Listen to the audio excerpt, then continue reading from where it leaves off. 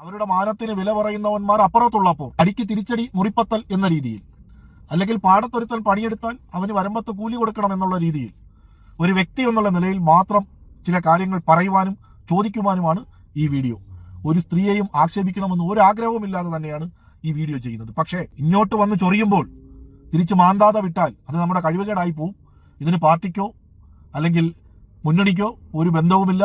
ഷമീർ ഷാവുദ്ദീൻ എന്ന് പറയുന്ന ഒരു വ്യക്തിയുടെ ചില ചോദ്യങ്ങളും ചില പറച്ചിലുകളുമായി മാത്രം നിങ്ങൾ ഇതിനെ കാണുക. ഇർഷാദിനെ അതിന് കുറ്റം പറയാൻ കഴിയില്ല. കാരണം UDFന്റെയും ലീഗിന്റെയും ഒക്കെ രാഷ്ട്രീയ സംസ്കാരവും രാഷ്ട്രീയ പാരമ്പര്യവും അതാണ്. ആ രാഷ്ട്രീയ പാരമ്പര്യത്തിൽ വെച്ചുകൊണ്ട് ഒരു കാര്യം ഇർഷാദ് എന്ന് പറയുന്ന മുനാഫിക് ലീഗിന്റെ നേതാവായ മൂരി നേതാവിനോട് ചോദിക്കാനുള്ളത്, താങ്കൾ ലീഗ് നേതാവായത് താങ്കളുടെ ഭാര്യയോ താങ്കളുടെ കുടുംബത്തിലെ സൗന്ദര്യമുള്ള സ്ത്രീകളെയോ ലീഗ് ഓഫീസിൽ കൊണ്ടുപോയി കാഴ്ച വെച്ചിട്ട് നേടിയെടുത്തതാണോ? നമസ്കാരം പ്രിയപ്പെട്ടവരെ, എല്ലാവർക്കും സുഖമാണെന്ന് വിശ്വസിക്കുന്നു. ഇതൊരു സ്ത്രീ വിരുദ്ധ വീഡിയോ അല്ല, ഇതൊരു സ്ത്രീ വിരുദ്ധ പരാമർശം ഉള്ള വീഡിയോയുമല്ല. ഒരു സ്ത്രീയെയും ആക്ഷേപിക്കണമെന്നോ അധിക്ഷേപിക്കണമെന്നോ ആഗ്രഹവുമില്ല. പക്ഷേ കൂട്ടത്തിലുള്ള നമ്മുടെ സഹോദരിമാരെ അവരുടെ മാനത്തിന് വില പറയുന്നവന്മാർ അപ്പുറത്തുള്ളപ്പോൾ അടിക്ക് തിരിച്ചടി മുറിപ്പത്തൽ എന്ന രീതിയിൽ, അല്ലെങ്കിൽ പാടത്തൊരുത്തൽ പണിയെടുത്താൽ അവന് വരമ്പത്ത് കൂലി കൊടുക്കണം എന്നുള്ള രീതിയിൽ ഒരു വ്യക്തി എന്നുള്ള നിലയിൽ മാത്രം ചില കാര്യങ്ങൾ പറയുവാനും ചോദിക്കുവാനുമാണ് ഈ വീഡിയോ. ഒരു സ്ത്രീയെയും ആക്ഷേപിക്കണമെന്ന് ഒരാഗ്രഹവുമില്ലാതെ തന്നെയാണ് ഈ വീഡിയോ ചെയ്യുന്നത്. പക്ഷേ ഇങ്ങോട്ട് വന്ന് ചൊറിയുമ്പോൾ തിരിച്ച് മാന്താതെ വിട്ടാൽ അത് നമ്മുടെ കഴിവുകേടായി പോവും. ഇതിന് പാർട്ടിക്കോ അല്ലെങ്കിൽ മുന്നണിക്കോ ഒരു ബന്ധവുമില്ല. ഷമീർ ഷാവുദ്ദീൻ എന്ന് പറയുന്ന ഒരു വ്യക്തിയുടെ ചില ചോദ്യങ്ങളും ചില പറച്ചിലുകളുമായി മാത്രം നിങ്ങൾ ഇതിനെ കാണുക. ലീഗ് നേതാവും കായംകുളം തിരഞ്ഞെടുപ്പ് കൺവീനറുമായ ഇർഷാദ് കായംകുളത്തെ ഇടതുപക്ഷ സ്ഥാനാർത്ഥി പ്രതിഭയ്ക്കെതിരെ ഒരു സ്ത്രീവിരുദ്ധ പരാമർശം നടത്തിയിട്ടുണ്ട്. നിങ്ങളൊക്കെ കേട്ടിട്ടുണ്ട്. എന്നാലും അതൊന്ന് നമുക്ക് കേട്ടിട്ട് വരാം. ആരാണ് എന്ന് എന്റെ മുമ്പിലിരിക്കുന്ന ഓരോരുത്തർക്കും അവരുടെ നാട്ടുചാതുര്യം കൊണ്ടും ശരീര അഴവ് കൊണ്ടും അതൊക്കെ തന്നെ സെയിൽ ചെയ്തുകൊണ്ട് അത് തന്നെ വിൽപ്പന വെച്ചുകൊണ്ട് വീണ്ടും ഒരു തെരഞ്ഞെടുപ്പിൽ നേരിടുകയാണ്. കേട്ടല്ലോ, ഒരു സ്ത്രീ എന്ന പരിഗണന കൊടുക്കാതെ രാഷ്ട്രീയ ശത്രുവായി മാത്രം കണ്ട് സ്ത്രീ വിരുദ്ധത ചേർന്ന ആ പരാമർശം നിങ്ങൾ കേട്ടല്ലോ. അതായത് പ്രതിഭ എന്ന 10 വർഷമായി കായംകുളത്തെ ജനങ്ങളുടെ പ്രിയപ്പെട്ട MLA ആയ, കോടിക്കണക്കിന് രൂപയുടെ വികസനങ്ങൾ എണ്ണി കായംകുളത്തിന്റെ മണ്ണിൽ പൂർത്തീകരിച്ച, അവിടുത്തെ എല്ലാവരുടെയും കണ്ണിലുണ്ണിയായ പ്രതിഭ MLA കുറിച്ച് പറഞ്ഞത് അവരുടെ വാക്ചാതുര്യ കൊണ്ടും അവരുടെ ശരീര സൗന്ദര്യം സെയിൽ ചെയ്തുമാണ് അവർ വീണ്ടും സ്ഥാനാർത്ഥി ആയത് എന്നാണ്. ഇർഷാദിനെ അതിന് കുറ്റം പറയാൻ കഴിയില്ല. കാരണം UDFന്റെയും ലീഗിന്റെയും ഒക്കെ രാഷ്ട്രീയ സംസ്കാരവും രാഷ്ട്രീയ പാരമ്പര്യവും അതാണ്.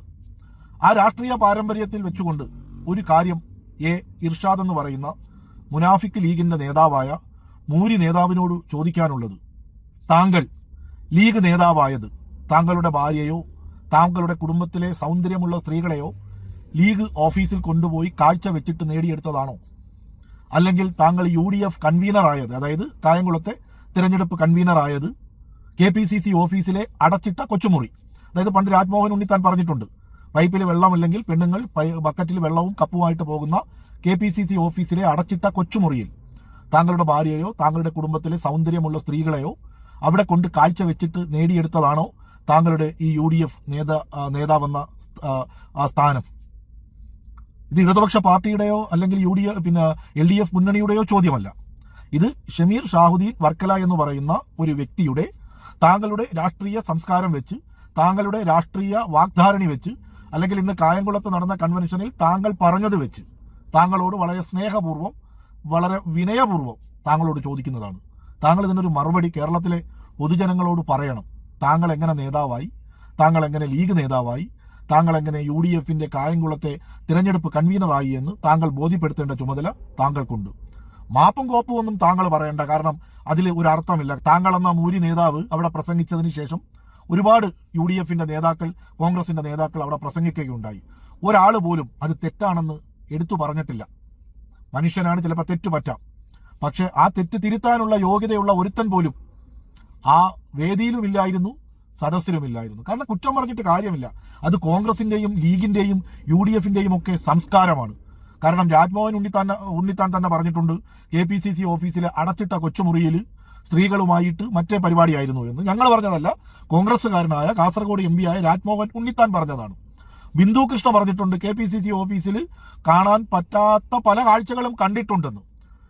അത് വിളിച്ചു പറയാതിരിക്കണമെങ്കിൽ എനിക്ക് സീറ്റ് തരണമെന്ന് 2021 തിരഞ്ഞെടുപ്പിൽ ബിന്ദു കൃഷ്ണ പറഞ്ഞിട്ടുണ്ട്. K കരുണാകരന്റെ മകളും K മുരളീധരന്റെ സഹോദരിയും ഇപ്പോൾ BJP നേതാവുമായ K പത്മജ വേണുഗോപാലും പറഞ്ഞിട്ടുണ്ട്. കോൺഗ്രസിന്റെ നേതാക്കളൊക്കെ നമ്മൾ സഹോദരങ്ങളായിട്ട് കണ്ടാലും അവർ നമ്മളെ സഹോദരിയായിട്ടല്ല കാണുന്നത്, അവർ വേറെ അർത്ഥത്തിലാണ് കാണുന്നത്, അവർ വേറെ ഉദ്ദേശത്തോടെയാണ് നമ്മളെ സമീപിക്കുന്നതെന്ന്. അപ്പോൾ പിന്നെ കുറ്റം പറഞ്ഞിട്ട് കാര്യമില്ല. പിന്നെ ലീഗിലെന്ന് പറഞ്ഞു കഴിഞ്ഞാൽ നിരവധി പീഡനങ്ങൾ നടത്തിയിട്ടുള്ള നേതാക്കന്മാരുണ്ട്. റജീനാക്ക് കുട്ടിയെ ഫ്രീ ആയിട്ട് കൊടുത്ത കുഞ്ഞാലിക്കുട്ടിയുണ്ട്. നിരവധി ആൺകുട്ടികളെ പ്രകൃതി വിരുദ്ധ പീഡനത്തിനിരയാക്കിയ നേതാക്കന്മാരുണ്ട്. IMO വീഡിയോ കോളിലൂടെ തന്റെ ലൈംഗികാവയവം ലോകത്തോട് മുഴുവൻ കാണിച്ച പാണക്കാട് ബഷീർ അലിയുണ്ട്. അപ്പൊ ഇതൊക്കെ ലീഗിന്റെയും സംസ്കാരമാണ്. അപ്പൊ അതൊക്കെ വെച്ചുകൊണ്ട് താങ്കളോട് വളരെ വിനയപൂർവ്വം വളരെ സൗഹാർദ്ദപരമായി ചോദിക്കുന്നതാണ്, താങ്കൾ എങ്ങനെ നേതാവായി?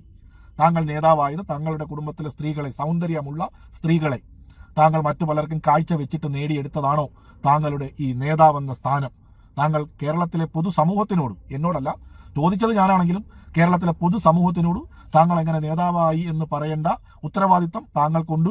രാഷ്ട്രീയ പ്രബുദ്ധത താങ്കൾക്കുണ്ട്, രാഷ്ട്രീയ മര്യാദ താങ്കൾക്കുണ്ട്. അത് താങ്കൾ ചെയ്യുമെന്ന് ഞങ്ങൾ വിശ്വസിക്കുന്നു. ഇങ്ങനെയൊന്നും പറയണമെന്ന് കരുതുന്നതല്ല. ഇടതുപക്ഷത്തിന് തിരഞ്ഞെടുപ്പിനെ നേരിടാൻ കഴിഞ്ഞ 10 വർഷമായി കേരളത്തിന്റെ മണ്ണിൽ നടത്തിയ വികസന പ്രവർത്തനങ്ങളുണ്ട്. ആ വികസന പ്രവർത്തനങ്ങൾ പറഞ്ഞു തന്നെയാണ് ഓരോ മണ്ഡലത്തിലെയും ഇടതുപക്ഷ സ്ഥാനാർത്ഥികൾ വോട്ട് ചോദിക്കുന്നത്, ജനങ്ങളെ കാണുന്നത്, ജനങ്ങളുടെ മുമ്പിലേക്ക് എത്തുന്നത്, കൺവെൻഷനുകൾ നടത്തുന്നത്. അതുകൊണ്ട് ജനങ്ങൾക്ക് ഇടതുപക്ഷത്തിനോടൊരു ചായ്വുണ്ട്. അത് കണ്ട് വിളറിവുണ്ട്. നിങ്ങളുടെ വായിൽ വരുന്നതൊക്കെ വിളിച്ചു പറയുമ്പോൾ നിങ്ങൾക്ക് തന്നെ അത് വിനയാകുമെന്ന് ഇനിയെങ്കിലും നിങ്ങൾ മനസ്സിലാക്കണമെന്ന് വളരെ സ്നേഹത്തോടെ ബഹുമാനത്തോടെ പറഞ്ഞുകൊണ്ട് നിർത്തുന്നു. എല്ലാവർക്കും നന്മകൾ മാത്രം നേരുന്നു.